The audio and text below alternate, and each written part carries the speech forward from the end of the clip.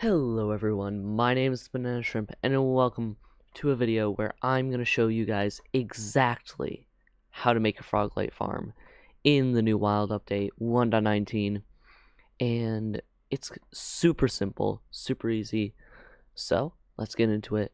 But before we actually do get into this video, I'm going to tell you guys just a few disclaimers. Number one, this is built in Java so that I am able to use the replay mod, but it should almost 100% work in Bedrock exactly the same. Number two, the rates will vary even if you have the same amount of layers as me. They'll vary even further if you have a different amount of layers, but just be cautious of that. And number three, this is based off of Bedrock beta that came out near the beginning of the Wild Update year, and things might change. If you guys want to see that I have an updated video, please make sure to check out my channel, maybe like this video, and subscribe if you've been enjoying the content. So, with that out of the way, let's just get straight into it. So guys, to start off, you're going to want to place a chest, run 8 hoppers into the back of that chest, and run 3 hoppers into those 8 hoppers on each side, and that will get you your collection system. From there, you're going to want to build up a 3-block tall wall, leaving a 1-block space in there next to the chest, on top of the chest. And so, starting off, you're going to want to place your stair over the chest and start building up that wall a bit. It is going to go up around 2 or 3 blocks. Okay, sorry. It's going to go up by 1 block from where you started, making it a 3-tall wall. And once you're done with that, you are going to want to place 2 blocks out from one end and start placing in some trapdoors. These have to be crimson trapdoors so they don't get burned. Next up, build 2 blocks out from there and start doing the same on that side. Build a 3-block platform and finish it up and repeat on the other side. From there, you're gonna want to make this pattern that will ensure that your iron golems later on don't kill your magma cubes, and it'll ensure that only the 1-block tall magma cubes will flow in. Speaking of iron golems, that's what you're going to want to place in then. The iron golems go in on the very edges of those platforms. Simply build them up and get them summoned. From there, you are going to want to grab a bunch of signs. All have to be crimson, and you want to place them inside under those 1-block talls over the trapdoors. From there, you are simply just going to want to grab your lava, and in the center of that 3-block, you're going to want to place your lava. This will push the magma cubes in and build a pattern just like this. Over the 1-block, you're going to want some blocks, and you want to make sure that you have a lava flow that'll push all magma cubes that land on that area inside into the powder snow you're about to place. And make sure you use crimson signs so the powder snow doesn't melt. Place it every other block in that gap so that you will use less powder snow than you need, and you'll also get all of the magma cubes killed and split up.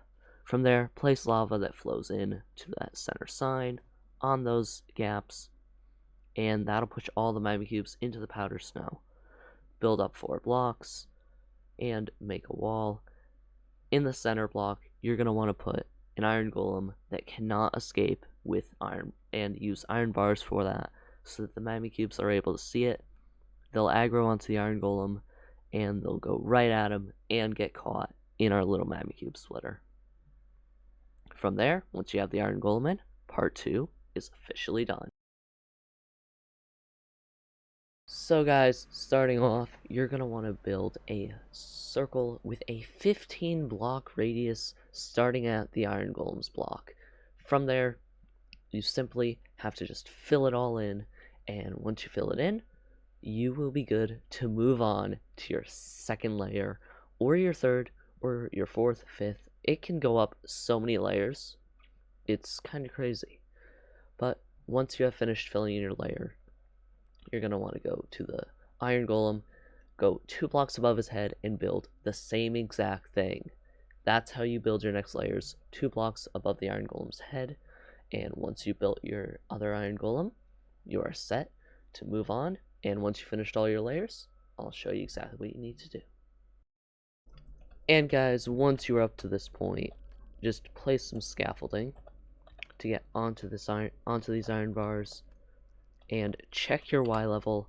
Mine is currently 151, and once you are there, you're going to want to place a block,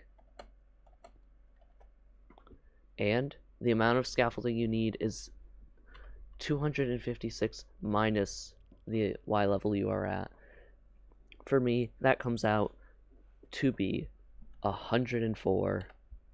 So, simply get your scaffolding ready.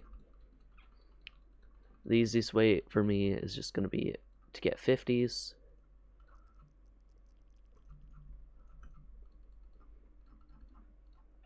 And a 4.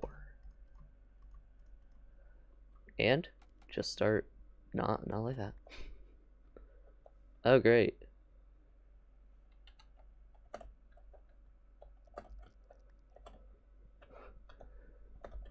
As I was saying,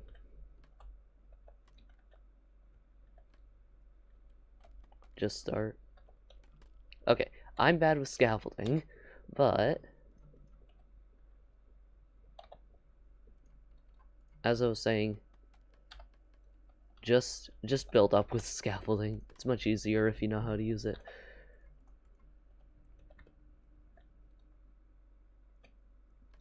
But yeah, just start building up with scaffolding. And once you get up and use all your blocks, get to Y256. Yeah, once you do that, you're going to want to travel up your scaffolding, and I'll show you what to do when you're up there.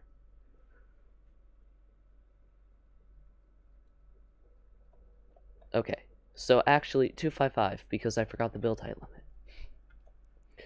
Guys, I swear, I'm really good at this game. And I'm sorry if this video seems a bit frantic or scattered. I was just really excited to make this video, and this is my first real tutorial on a farm that is useful, I'd say. So yeah, I'm not used to it. If you guys want to give me some suggestions in the comments below, that would be much appreciated, because I am not the best at tutorials. But once you make it all the way up to Y256, you're gonna want to face towards the golem and just place one block. And from there, you can just break down your scaffolding. And yeah, that is going to be your AFK spot. It's really easy to get up to if you got an elytra. You can expand it, but put slab roof over it. And yeah, once you're done with that, just break your way back down and break this block, and your farm should be ready. For me, I spent 20 minutes AFKing and got 1.5k frog lights, theoretically. I used a command that basically just took the frogs that landed on the bottom layer, the magma cubes, not the frogs, the magma cubes that landed on the bottom layer, gave them a tag. 5 seconds later, if they were a baby, they would be deleted, and that's about equivalent to what a frog light would do. And I was able to get 1,500 in 20 minutes, meaning you would get 4,500 an hour. But to end off this video, we're going to take a look at the farm we made. And I'm going to say thank you all so much for watching. Much appreciated that you stuck around. I hope you learned how to make a frog light farm, and you're getting a bunch of frog lights as we speak. But guys, if you did enjoy, please make sure to like the video, hit the subscribe button, and I'll see y'all in the next one. And with that, shrimp.